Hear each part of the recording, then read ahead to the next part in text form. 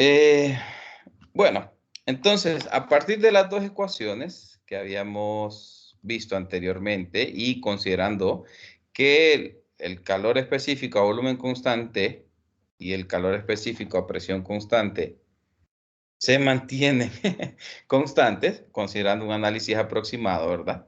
Decíamos que al hacer el análisis aproximado es considerar que estos calores, cualquiera el de volumen constante y a presión constante, se mantienen constantes en un intervalo de temperatura, ¿verdad? Entonces, al hacer la integral, lo que hacemos es sacarlo del integral e integrar el diferencial de temperatura entre la temperatura.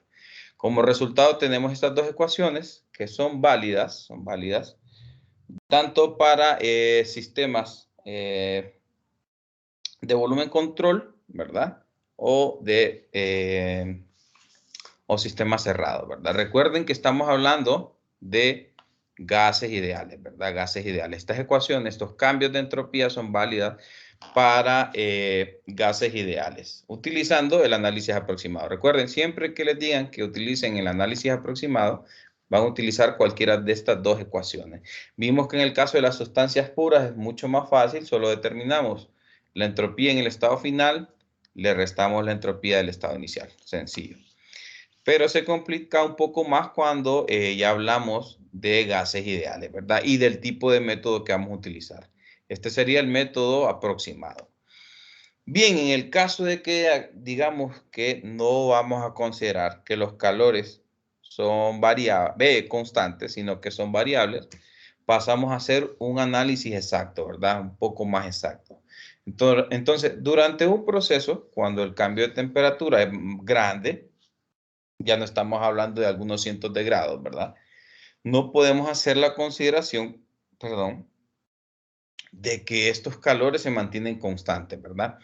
Entonces, lo que hacemos es la suposición de calores específicos constantes y esto, bueno, perdón, si hacemos la consideración de calores específicos constantes, nos lleva a tener errores bastante grandes, ¿verdad? Entonces, en estos casos debemos utilizar las relaciones exactas. Para esto, para estos calores como una función de temperatura. Entonces, para esto se elige el cero absoluto como la temperatura de referencia y se define una función de la entropía basada en el cero absoluto, ¿verdad? Y se representa con una S elevado a la cero. Entonces, esa función de la entropía en función del cero absoluto como temperatura es básicamente la integral del cero absoluto a la temperatura que nosotros deseamos calcular por el Cp, que está en función de la temperatura, por el diferencial de temperatura entre la temperatura, ¿verdad? Recordemos en este caso la entropía en función de la temperatura del cero absoluto está solamente en función de la temperatura, ¿verdad? Por lo tanto, podemos integrar la ecuación conociendo la temperatura, sabiendo la temperatura a la cual nosotros deseamos calcular esa entropía, ¿verdad? Entonces, al sustituir en la ecuación anterior, básicamente lo que tendríamos es que la integral del estado 1 al estado 2 del Cp por el diferencial de temperatura entre la temperatura nos queda de esta forma, ¿va? Que básicamente es la entropía con base en el cero absoluto del estado final menos la del estado inicial. Ahora bien, ¿qué es lo que sucede en estos casos? Como estas entropías, bueno, no vamos a estar haciendo cálculos integrales, sino que ya están tabuladas directamente en la tabla 17, ¿verdad? Nosotros ingresamos con temperatura y podemos obtener la entropía basada en el cero absoluto, ¿verdad? Que es en la tabla A17. Supongo que ya la han utilizado y de esa forma nosotros podemos determinar esa entropía. Sustituyendo en la ecuación nos quedan estas dos ecuaciones para determinar la entropía, el cambio de entropía de un sistema, ¿verdad?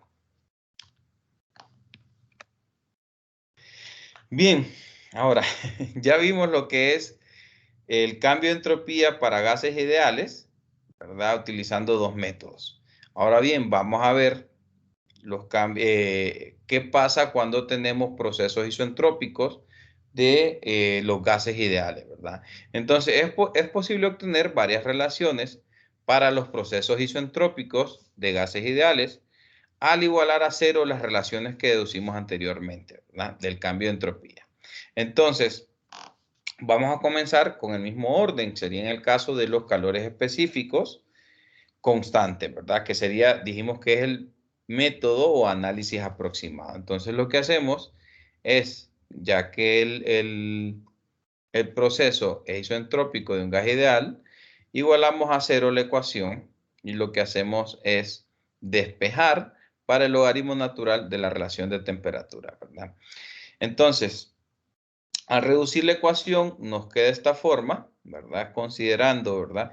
Y las propiedades de los logaritmos, donde este valor se queda elevado en la relación de volumen, ¿verdad?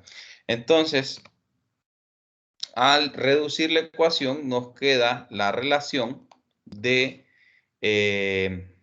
sí, a ver, la relación, estas relaciones que son consideradas solamente para procesos isentrópicos de un gas ideal, ¿verdad?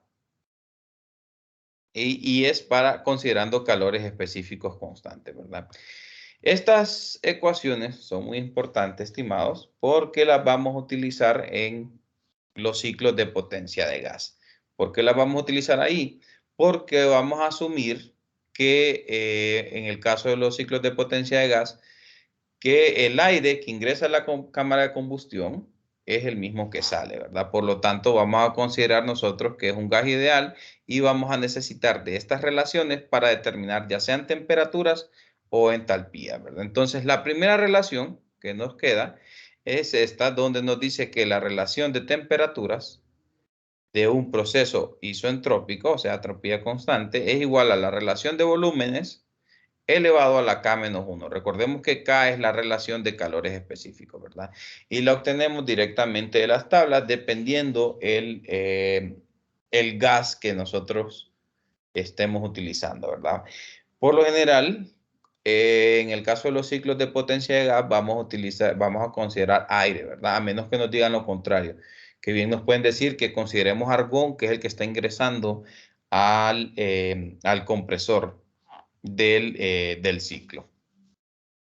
Bien, la segunda relación se obtiene de la segunda ecuación que teníamos en un principio y hacemos las mismas consideraciones y las mismas manipulaciones, ¿verdad? El cambio de entropía se vuelve de cero porque la entropía inicial y final son iguales y al manipular la ecuación tenemos la segunda relación donde la relación de temperaturas del proceso isentrópico es igual a la relación de presiones elevado a la K-1 sobre K. Siempre K es la relación de calores específicos.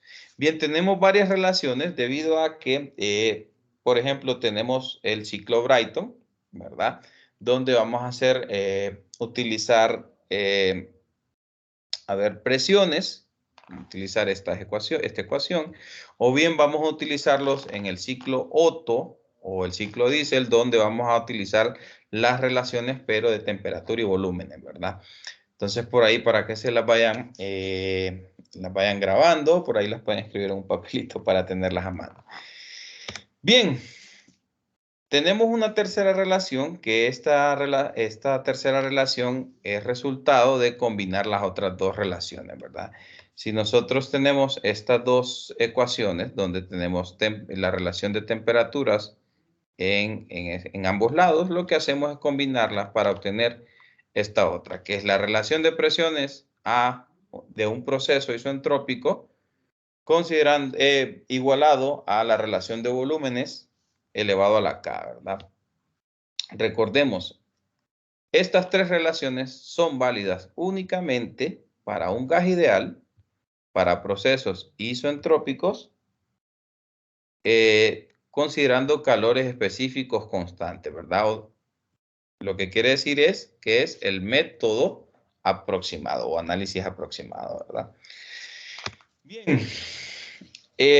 Después lo que tenemos, ya vimos calores específicos constantes para procesos isentrópicos.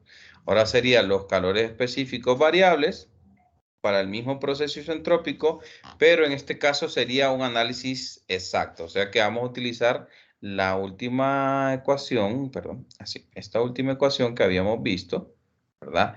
Y lo que hacemos es igual forma, como el proceso isentrópico, el cambio de entropía se vuelve cero, ¿verdad? Y nos queda esta ecuación, ¿verdad? Donde la entropía con base en el cero absoluto del estado final es igual a la entropía con base en el cero absoluto del estado inicial más la constante del gas por el logaritmo natural de la relación de presiones, ¿verdad? Entonces lo que hacemos es considerar que este valor de la entropía sobre la constante del gas, al dividir, si dividimos todo entre la constante del gas, ¿verdad? Este se vuelve 1, y lo que se hace es considerar que esta cantidad exponencial, el exponente de la entropía con base en el cero absoluto entre la constante del gas se define como la presión relativa, ¿verdad? Que se expresa como PR, ¿verdad? Definición con la que la última relación se vuelve otra relación, ¿verdad? Que sería esta otra.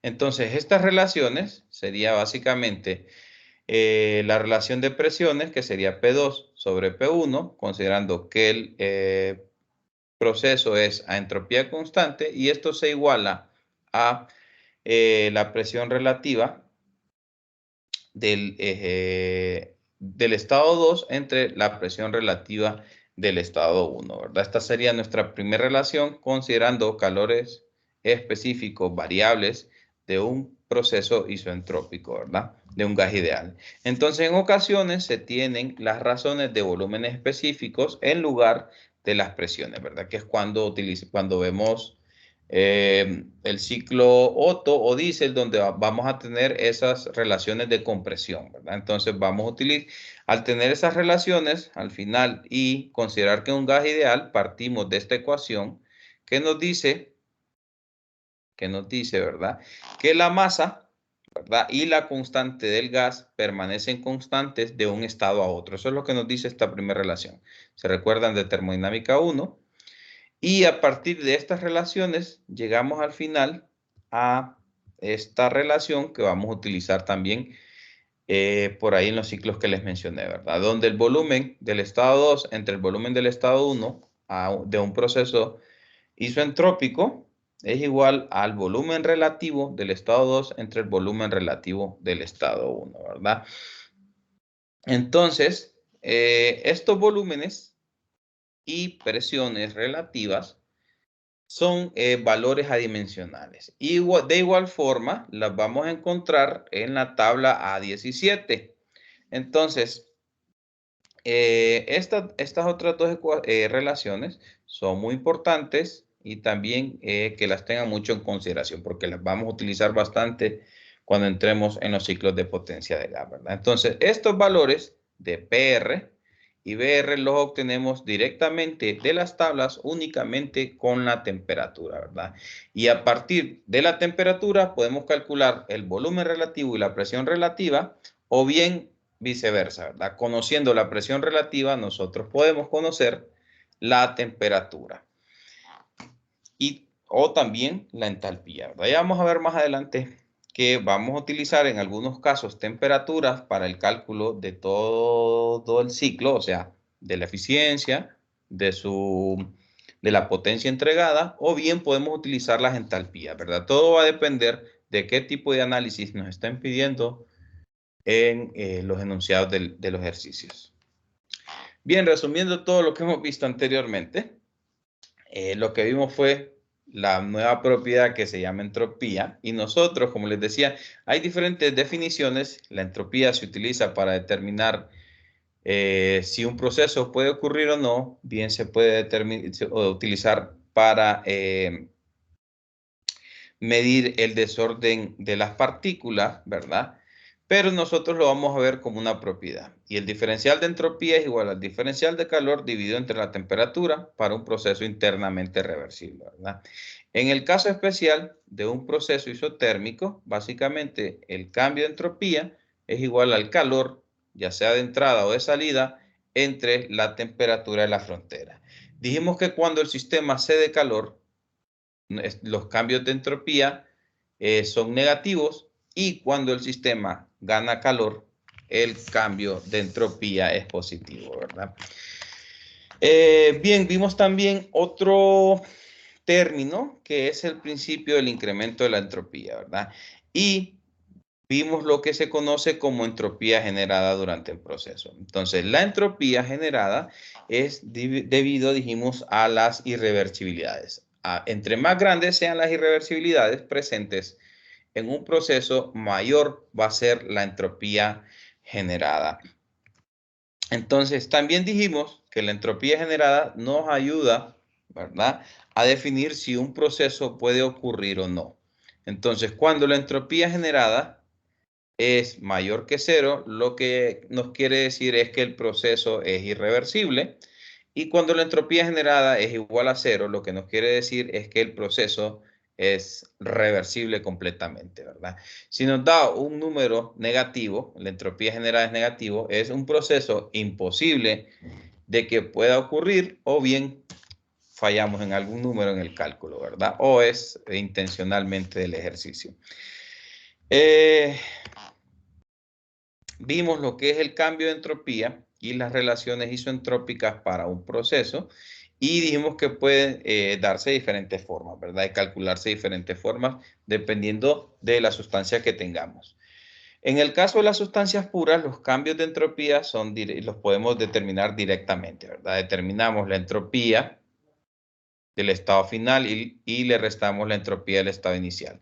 Estas dos entropías las determinamos como una propiedad normal, ¿verdad? A partir de temperatura y volumen, presión o volumen, o bien con la calidad y con una de las dos propiedades independientes, ¿verdad? Cuando el proceso es isentrópico, dijimos que las entropías permanecen constantes, ¿verdad? La del estado final es igual a la del estado inicial. Y en el caso de las sustancias incompresibles, o sea que la densidad y el volumen específico se mantienen constantes, perdón, los cambios de entropía es igual al Cp promedio, ¿verdad?, por el logaritmo natural de la relación de temperaturas. En el caso de que esa sustancia incompresible, como ser un líquido o un sólido, nos digan que es isoentrópico el proceso, este término se vuelve cero, y lo que nos dice al manipular la ecuación es que las temperaturas finales e iniciales son iguales, solamente cuando tenemos sustancias incompresibles y procesos isoentrópicos, ¿verdad? Y en el caso de las sustancias incompresibles puede ser un líquido o bien un sólido. Bien, ahora en el caso de los gases ideales, vimos dos formas, ¿verdad? Considerando calores específicos constantes, que dijimos que es el método, tratamiento o análisis aproximado, y que utilizamos cualquiera de estas dos ecuaciones, ¿verdad? Cualquiera de las dos ecuaciones. Bien, si el proceso era isoentrópico, utilizamos estas relaciones donde los valores de K son los calores específicos, dependiendo del gas ideal que estemos estudiando.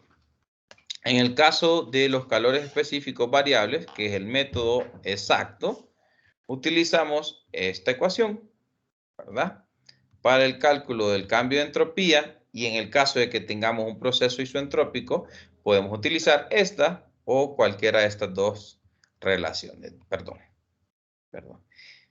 Cualquiera de esas dos relaciones, ¿verdad? Donde PR y BR son la presión relativa y el volumen relativo, ¿verdad? Recordemos que están directamente tabulados en las tablas, ¿verdad? Eso, básicamente esas serían, a ver, estas últimas diapositivas sería el resumen de todo lo que vimos anteriormente, ¿verdad? Básicamente eso sería lo que nos serviría bueno, lo que nos ayudaría para la resolución de ejercicios, ¿verdad? Y algo de teoría. Bien, esto sería de esta diapositiva y vamos a ver la siguiente parte de lo que es entropía, ¿verdad? Vamos a ver en este caso lo que es el trabajo reversible. No sé si alguien tiene una consulta antes de pasar a la siguiente diapositiva.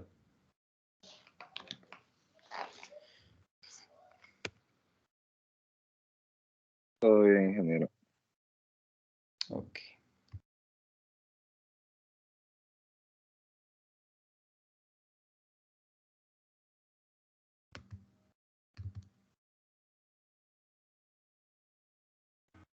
Ingeniero, Diga. todos los casos van a ser con procesos isotrópicos. Ah, ok. Bueno, hay casos que sí, en especial, bueno, buena pregunta, en especial cuando entremos en los ciclos de potencia, ¿verdad? Porque si recordamos en termodinámica 1 vimos que es bien común considerar que en el caso de una turbina, un compresor o una bomba, los procesos son isoentrópicos, ¿verdad? Entonces por ahí, en esos casos, vamos a trabajar directamente considerando que los procesos son isoentrópicos y luego utilizar la eficiencia isentrópica para determinar los estados reales que ya vamos a ver.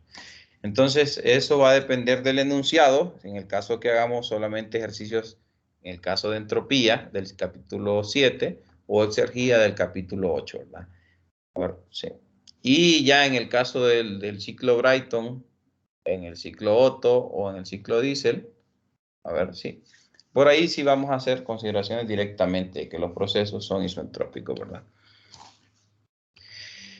Bien. Entonces, para finalizar lo que es aquí, ¿qué es?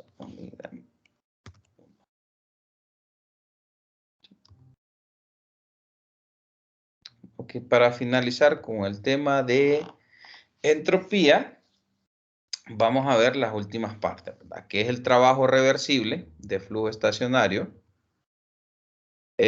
cómo se minimiza el trabajo del compresor, vamos a ver lo que es eficiencias isoentrópicas y el balance de entropía, ¿verdad? Que es, creo que esto último fue lo que no vieron en termo 1, creo, o si lo vieron, fue rápido y si lo vieron completo, qué bien, ¿verdad?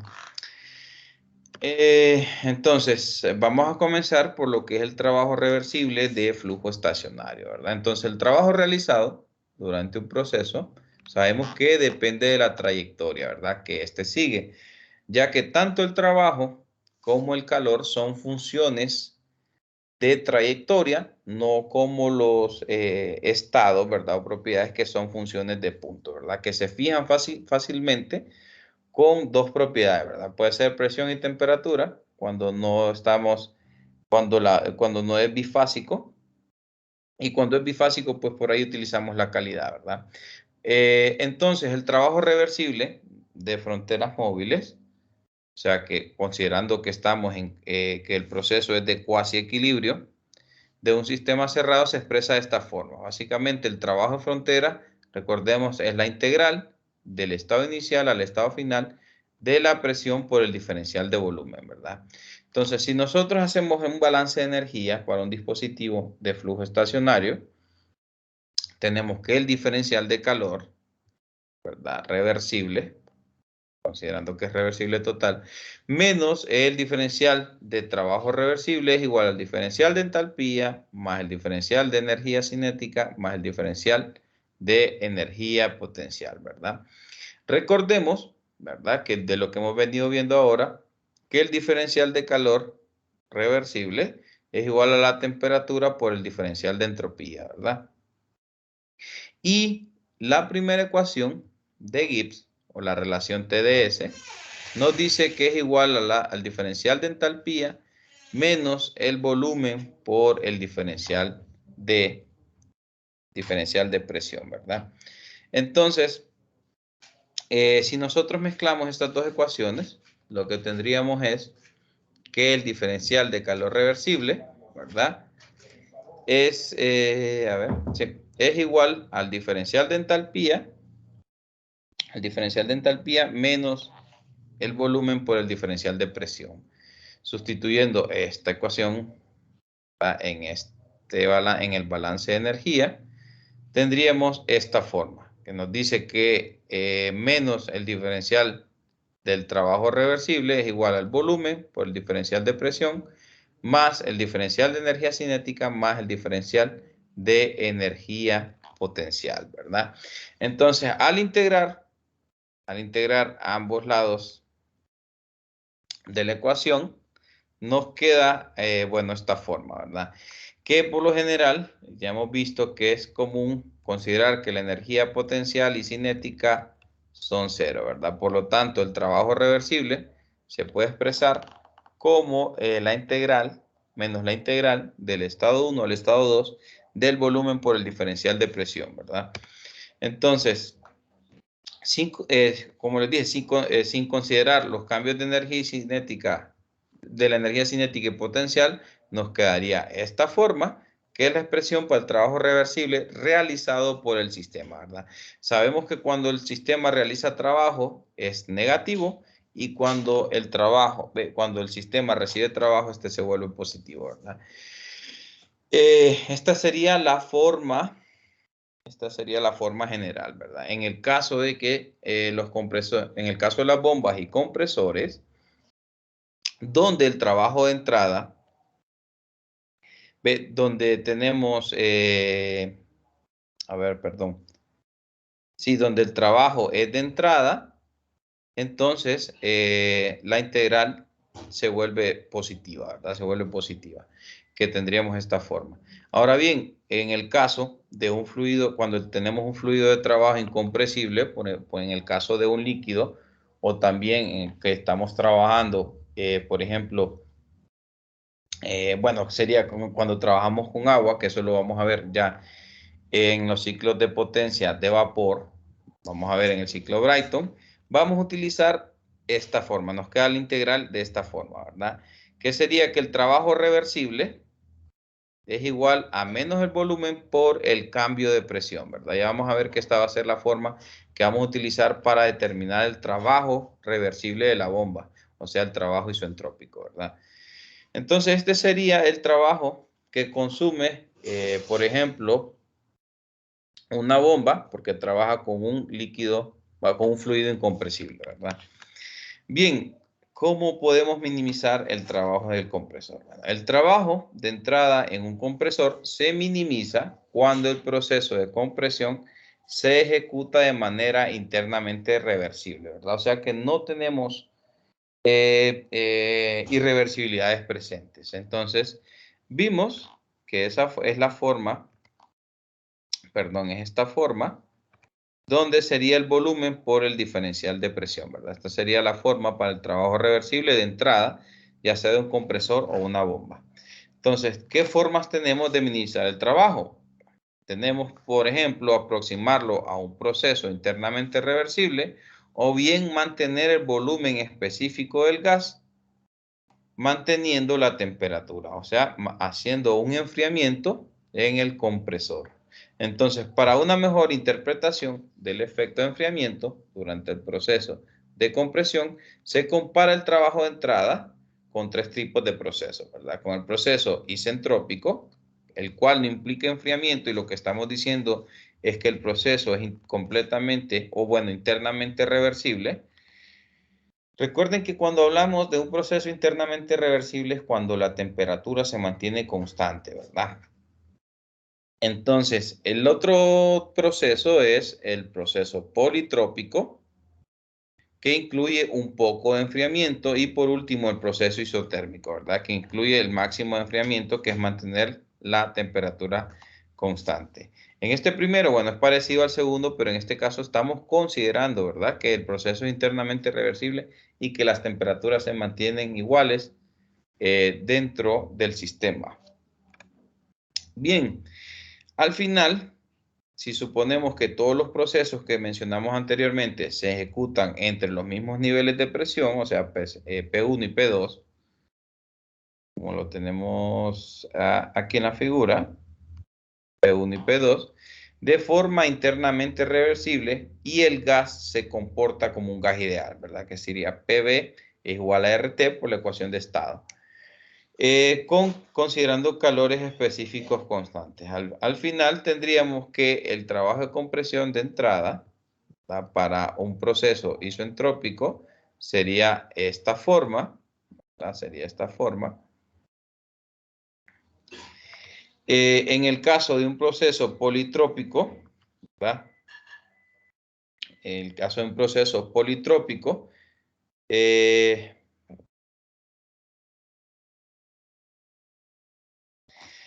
sería esta otra forma, y en el caso del proceso isotérmico sería esta. Si miramos la gráfica, recuerden que el área bajo la curva, en este caso, como estamos diciendo, que es la integral del volumen por el diferencial de presión, el proceso isotérmico es el que consume menos trabajo, ¿verdad? El politrópico es el segundo y el isoentrópico es el tercero en consumo de trabajo. A ver. Sí. Entonces, una técnica es la compresión en etapas, o sea, tener diferentes procesos y hacer la compresión en etapas, en la que el gas se comprime en etapas y se enfría en cada una de estas, pasándolo a través de un intercambiador de calor llamado interenfriador, ¿verdad? Esto lo vamos a ver en el ciclo de potencia de gas, donde vamos a tener dos etapas de compresión y entre cada una de ellas vamos a tener un enfriamiento, ¿verdad? De forma de que nosotros podamos reducir el trabajo consumido por el compresor. Entonces, básicamente lo que haríamos es la entrada, hacer ingresar aire al compresor, elevar su presión hasta una presión intermedia, que sería el caso idealizado, enfriarlo y luego hacer la segunda etapa de compresión, ¿verdad? ¿Cuál es el trabajo que nosotros nos ahorramos en ese caso? Sería esta área que tenemos aquí en sombreado, ¿verdad? Ya vamos a ver más adelante cómo vamos a hacer ese interenfriamiento, ¿verdad? Bien, entonces en ese caso que nosotros hacemos esas dos consideraciones, básicamente lo que tenemos que hacer es sumar el trabajo, ¿verdad?, de ambas etapas, ¿verdad?, que sería con esta ecuación. Les mencionaba antes que para que el proceso, para minimizar el trabajo de compresión durante la compresión de dos etapas, lo que tenemos es que la relación de presiones para cada etapa de compresor debe ser la misma, ¿verdad? ¿Qué quiere decir? Que de P1 a PX debemos de tener la misma relación que de PX a P2, ¿verdad? O sea, por eso tendríamos casi una presión intermedia. Entonces, si nosotros conocemos la presión P2 y conocemos P1, básicamente, y considerando que tenemos las mismas relaciones, ¿verdad? Algo muy importante, porque puede ser que tengamos relación de presiones diferentes entre cada etapa. Si tenemos relaciones de presiones diferentes, ya no podemos utilizar esta ecuación. Pero al tener las mismas relaciones, nosotros podemos determinar esa presión Px de esta forma, que básicamente sería la raíz cuadrada de P1 por P2, que se obtiene a partir de esta relación, que lo que nos dice es que la relación de presión entre cada etapa es la misma, ¿verdad? Básicamente eso nos dice. Bien. Hablando un poco de las eficiencias isoentrópicas, un tema bastante importante porque es lo que vamos a ver en el resto del contenido de la clase, ¿verdad? En el caso de las bombas, compresores y, bueno, más que en las bombas, vamos a verlo más en compresores, ¿verdad? En los compresores y en las turbinas, ¿verdad? Ya sea de gas o de vapor, vamos a utilizar esto que es la eficiencia isentrópica, ¿verdad? Entonces, sabemos que las irreversibilidades son inherentes a todos los procesos reales, ¿verdad? En la realidad sabemos que las irreversibilidades están presentes ya sea por la fricción, por los efectos magnéticos, etcétera, que no los podemos eliminar del todo, ¿verdad? Podemos sí reducirlos o tomar los casos idealizados, que es lo que hacemos nosotros. Entonces, y que su efecto siempre es la degradación del desempeño de los dispositivos. ¿Qué nos quiere decir? Que a mayor presencia de irreversibilidades, el desempeño de estos dispositivos se ve reducido, ¿verdad? Entonces, el proceso ideal, que puede servir como un modelo que es conveniente para los dispositivos de flujo estacionario adiabático, es el isoentrópico, el cual es considerar que los procesos son isoentrópicos para estos sistemas de flujo estacionario, ¿verdad? Entonces, cuanto más se acerque el proceso real al isoentrópico idealizado, mejor será el desempeño del dispositivo. Entonces, la eficiencia isoentrópica, o bien podemos decir adiabática, ¿verdad? Es una medida de la desviación de los procesos reales respecto de los idealizados correspondientes. Quiere decir que entre menor sea la eficiencia isoentrópica, más alejados estamos del proceso idealizado, ¿verdad? Entonces, por ahí es bastante común tener eficiencias isoentrópicas de las turbinas de un 90-95%, y en el caso de los compresores por ahí puede ser un 80 o un 90% las eficiencias isoentrópicas de cada uno de estos dispositivos, ¿verdad? Entonces recordemos que la eficiencia isoentrópica es una medida de la desviación de nuestros casos, por decir así, de nuestros casos idealizados de la realidad, con respecto, bueno, de los reales con respecto a los idealizados, ¿verdad? Bien, entonces la eficiencia isoentrópica de una turbina se define básicamente como la relación entre la salida de trabajo real de la turbina y la salida de trabajo que se lograría si el proceso entre el estado de entrada y la presión de salida fueran isoentrópicas. Básicamente lo que tenemos es, al observar el gráfico de Molière, que sería entalpía-entropía, ¿verdad? Recuerden que la entalpía, ¿verdad?, es una medida en el diagrama de Molière. La entalpía, el diferencial de entalpía, es una medida de la potencia entregada.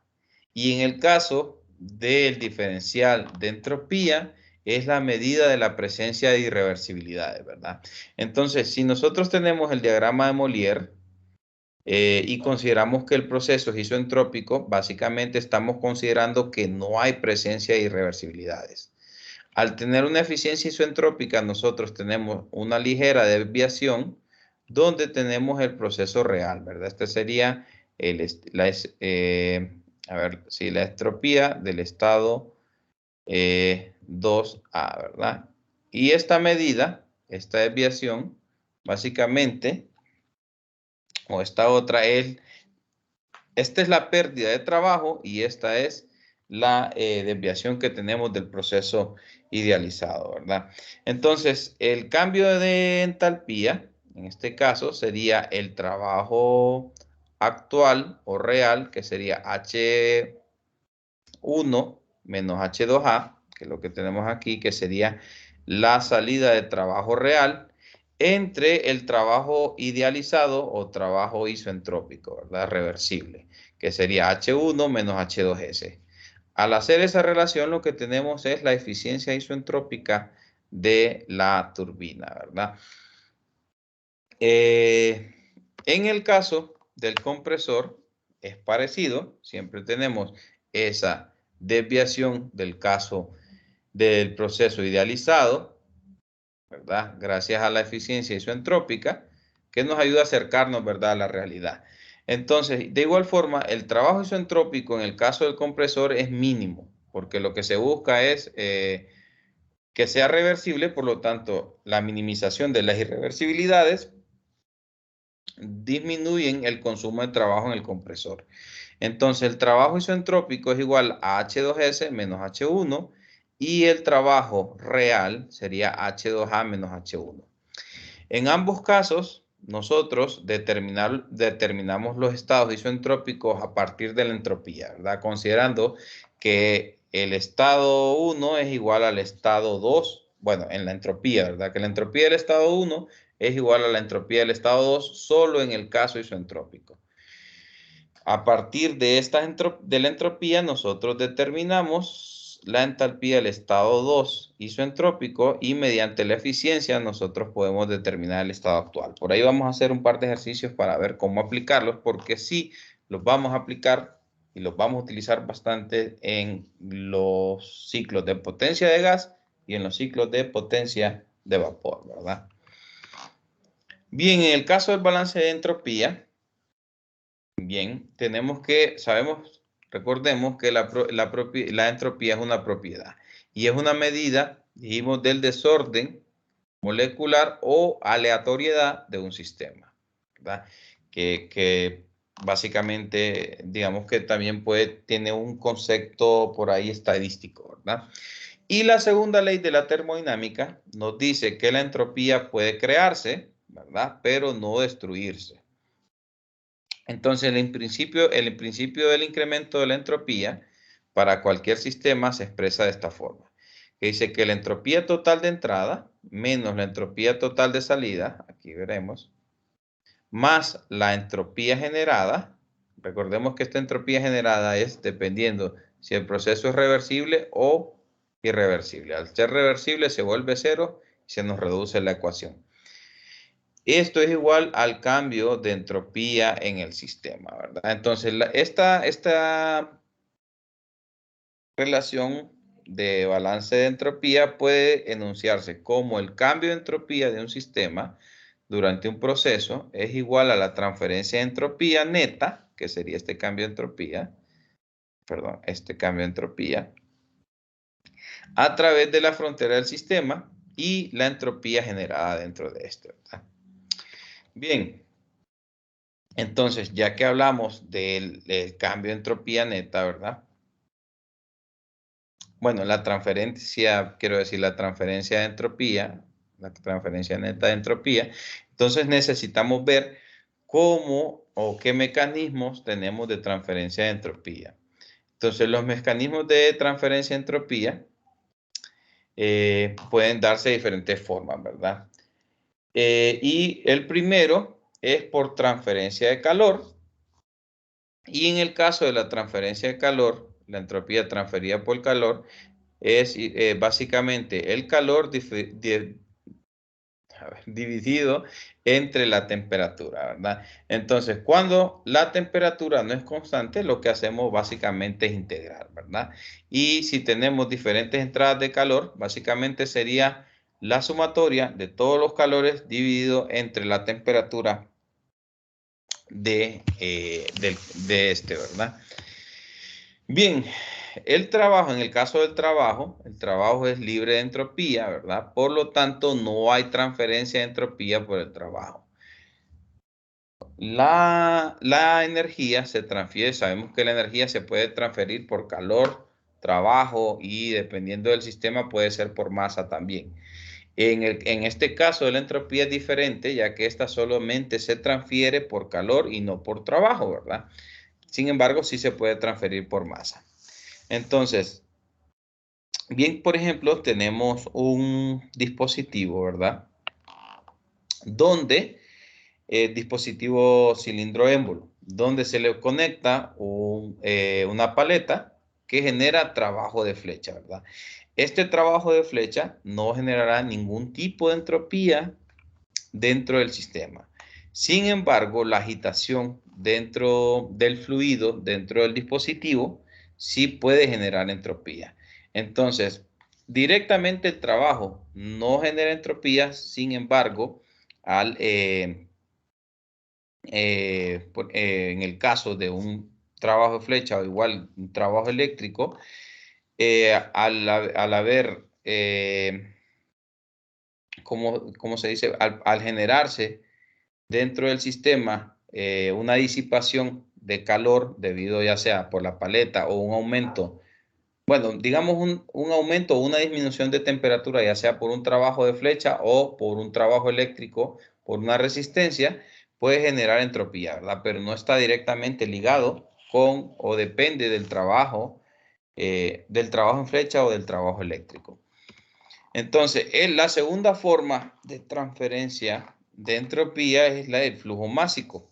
Entonces, cuando una masa en una cantidad M entra o sale de un sistema, la acompaña entropía en una cantidad ms, que sería la masa multiplicada por la entropía. Entonces, básicamente, la entropía transferida por la masa, básicamente es la entropía multiplicada, la masa multiplicada por la entropía, ¿verdad? Si la masa es variable, bueno, básicamente se integra. Pero bueno, de lo contrario, o comúnmente vamos a utilizar esta forma. Bien, recordemos que dijimos que también teníamos generación de entropía, ¿verdad? Entonces, la forma general del balance de entropía es este. Si lo vemos en la figura, un poquito más apreciable, nos dice que la entropía, la transferencia de entropía neta, que sería de entrada, sería por masa y por calor, que dijimos que son las únicas dos formas, menos la entropía de salida, que también sería por masa y calor, más la entropía que se genera dentro del sistema, que puede ser positiva o puede ser cero, es igual al cambio de entropía dentro del sistema, ¿verdad? Entonces recordemos que si el proceso es reversible, esta generación de entropía se vuelve cero. Si lo podemos expresar en forma de tasa, y al expresarlo en forma de tasa, recordemos que para los dispositivos de flujo estacionario no hay cambios ni de entropía ni de energía con respecto al tiempo, por lo tanto se vuelve cero. Entonces recordemos, la transferencia de calor por entropía es igual al calor dividido entre la temperatura, y la entropía transferida por la masa es igual a la masa multiplicado por la entropía, ya sea a la entrada o a la salida.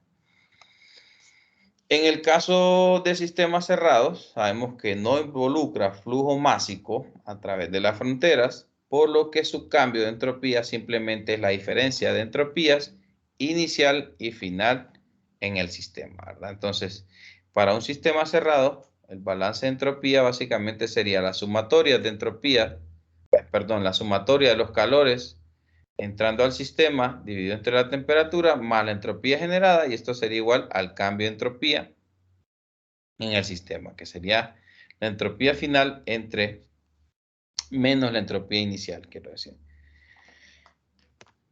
En caso de tener un sistema adiabático que es cerrado, ¿verdad? La entropía generada, bueno, a ver, regresemos. Si el sistema es adiabático, perdón, este término se vuelve cero, y básicamente nos queda que la entropía generada es igual al cambio de entropía dentro del sistema adiabático, ¿verdad? Ahora bien, si el proceso es reversible, este se vuelve cero y nos dice que el proceso es reversible, es isoentrópico también, ¿verdad? Ya que S2 sería igual a S1. Ahora bien, recordemos que la entropía generada se puede expresar también como el cambio de entropía en el sistema más el cambio de entropía en los alrededores, donde el cambio de entropía en los alrededores básicamente era el calor. Aquí lo tenemos, calor de los alrededores dividido entre la temperatura de los alrededores, ¿verdad? Y bien, también tenemos el diferencial de entropía en el sistema, ¿verdad? Bien, en el caso de los sistemas de volumen control, en el caso de un sistema de volumen control, si tenemos entropía por masa, entonces serían todas la sumatoria de todas las entropías cruzando la frontera por la masa, ¿verdad? Tenemos el calor, que en el caso de ser adiabático se elimina, y la entropía generada, ¿verdad? Y esto es igual al cambio de entropía en el sistema. Básicamente, estas serían las formas del balance de entropía para los sistemas de volumen control o sistemas estacionarios, ¿verdad? Bien, nos quedamos por aquí. Con esto finalizaríamos este primer tema, y en la siguiente clase vamos a hacer ya ejercicios aplicados para cada punto y verán que no son tan difíciles, ¿verdad? La verdad que son más, bueno, creo que ya hicieron en termodinámica 1 y por ahí vamos a repasar haciendo otro par de ejercicios para refrescar un poco. No sé si hay alguna consulta antes de que finalicemos. ¿Una observación? No, ingeniero, todo claro. Todo bien, gracias, ingeniero. Yo tengo una Buenas pregunta. noches. Diga,